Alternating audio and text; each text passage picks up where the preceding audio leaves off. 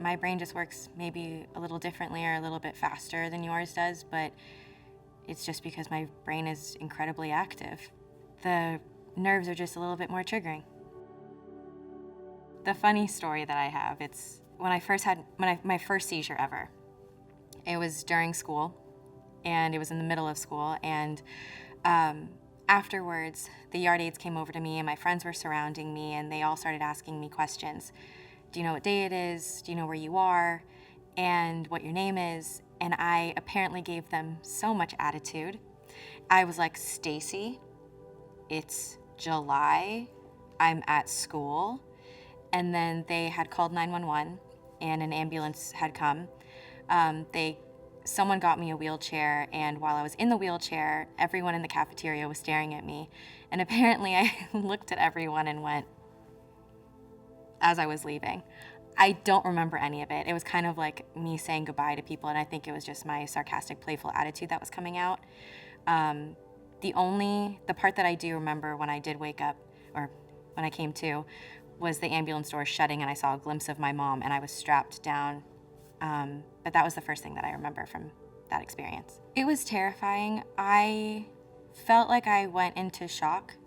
And so my first instinct, even back in the day, I thought that I had actually been shot and that I just didn't feel anything.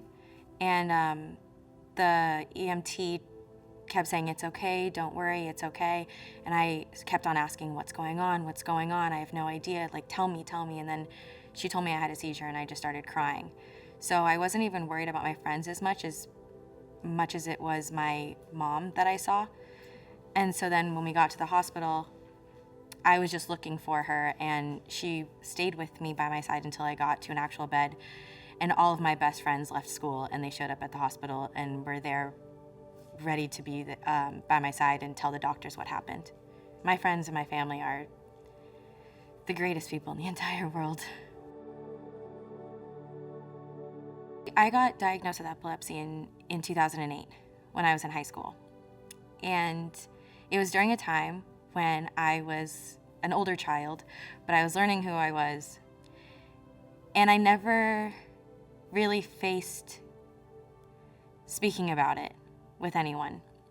No one's really asked me how it made me feel,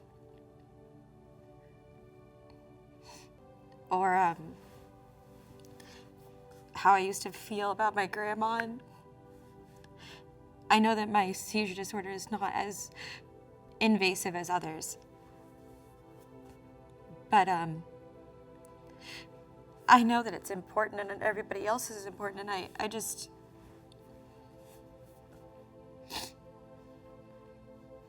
it is something that exists in me. I'm not gonna deny it, and I'm not running from it. But honestly, it's one thing that, like, even though it's not like the greatest present, it does feel like there's some sort of connection with this to my grandmother still, which is like such I think a weird thing to say. It's something that I'm like, yeah, my grandma had it and so did I. My experience being diagnosed it wasn't sad or scary, but at the same time, sort of like heavy, because my grandmother also had epilepsy and had it for many years. And I remember looking at her and worrying about her, and I didn't want that for myself. I've had multiple conversations with my mom where my grandmother was walking down the street and had a seizure in the middle of the road, and then we would have to go get her. And her epilepsy, especially back in the day when the treatment just wasn't the same, was a lot more uncontrollable or a lot less watched.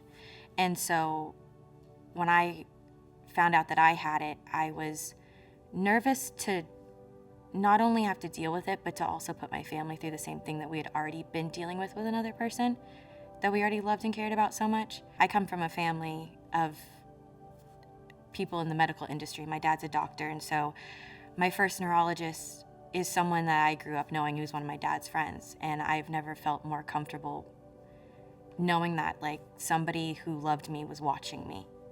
And it wasn't just my family's love that was supporting me, but also from a medical standpoint, someone who really cared about me and knew what they were doing. I've had grand mal seizures. I don't remember them. They last, from what I've been told, minutes. They're entirely terrifying. I get EEGs and MRIs yearly, and every single time I get one, they tell me that if I go off my medication, I will probably be having another one. And I live in Los Angeles. The last thing I want to do is be behind a car and have one. I experienced side effects when I first started my medication. I was tired and I had a short temper. And then when after a while of being on my medication, the side effects started to be less and less, or maybe I just noticed them less and less. I got called the seizure girl for a while, not anyone to my face. I found out people were calling me that behind my back, which is fine. It didn't hurt me. It was more of, okay, if I'm being honest, it did hurt. But I don't know, I don't think until this experience I realized how scared and nervous I am about talking about it. And I've told the story 1,000 times to anyone, anytime I've gotten a new job or I've had to be in a place where someone needed to know about my medical condition. But I think this is the first time I've actually truly felt like really comfortable saying that I have it. And like looking at people, knowing that you guys are not actually looking at me differently. I don't look at epilepsy as a bad thing.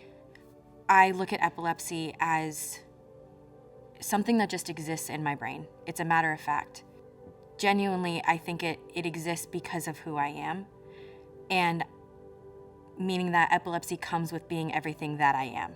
So the fact that I am so empathetic and funny and quick on my feet and kind and I am passionate, I don't get to be the person that I love being, exactly who I am, unless I were to also have to have epilepsy. So if I'm talking to the general public, it would probably be to understand that it's not as scary as the look they give us, the way that they are like, oh wow, are you okay? Yes, I'm fine. I'm telling you I have it so that if anything happens to watch me and to be aware, but I don't know, learn more about it so that you're not more scared than I am. I would hope that research and treatments for epilepsy became so great that epilepsy, I kind of almost want epilepsy to still exist, not to affect people's lives badly, but I don't think that it's a bad thing. And like I said, I think that it's existing in my brain is making me exactly who I am, but I don't want epilepsy to be impairing anybody's life anymore. I want anyone to be able to live any single life that they have and not have to worry about being hurt or scaring others or not being able to do what they want to do.